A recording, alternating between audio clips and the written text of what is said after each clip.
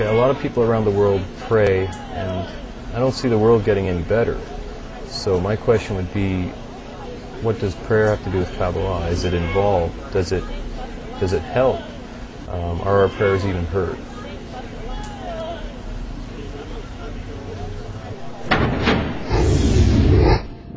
Well, it all depends on what you mean by prayer, because everybody prays in one way or another.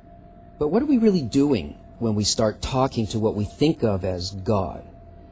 And why is it that prayers are so rarely answered? Kabbalah doesn't consider prayer something that's done with the tongue, with the lips.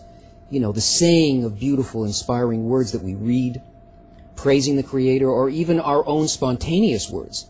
That's the religious model of prayer. The Kabbalists tell us that the upper force doesn't listen to words, but only responds to what is actually in our heart, and that it only answers one kind of prayer, a true prayer, which is a bottom-line, gut-level need. That's the most powerful desire that we have at any given moment. And even then, it has to be the right kind of a desire. See, in religion, a person believes in a God who's in control, and that there are events that happen or may happen to him or her that are felt as either good or bad. Now, if they think that something bad is happening, they start praying.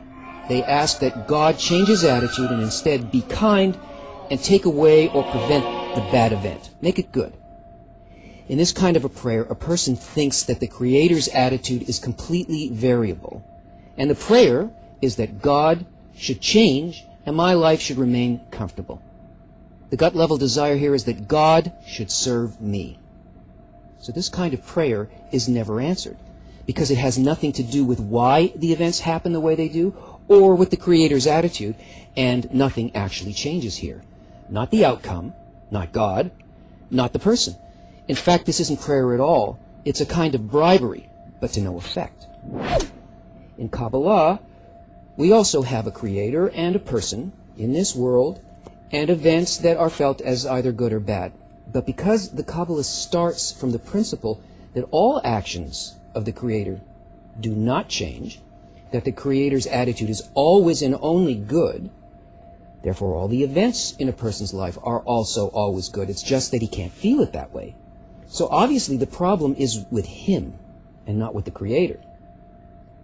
So in that case, what appeal can a person possibly make? The Kabbalist asks the upper force to change him so that he can feel the event as good by altering his inner nature so that he can sense the loving attitude that the Creator has in sending him that event. In fact, that's the reason he received it, so that he could continue to develop a true need to rise to the level of the attitude of the Creator, to want what the Creator wants to give him. And that need is his prayer. And that prayer is answered immediately. And the man's reality truly changes because he begins to live in and to perceive a very different world.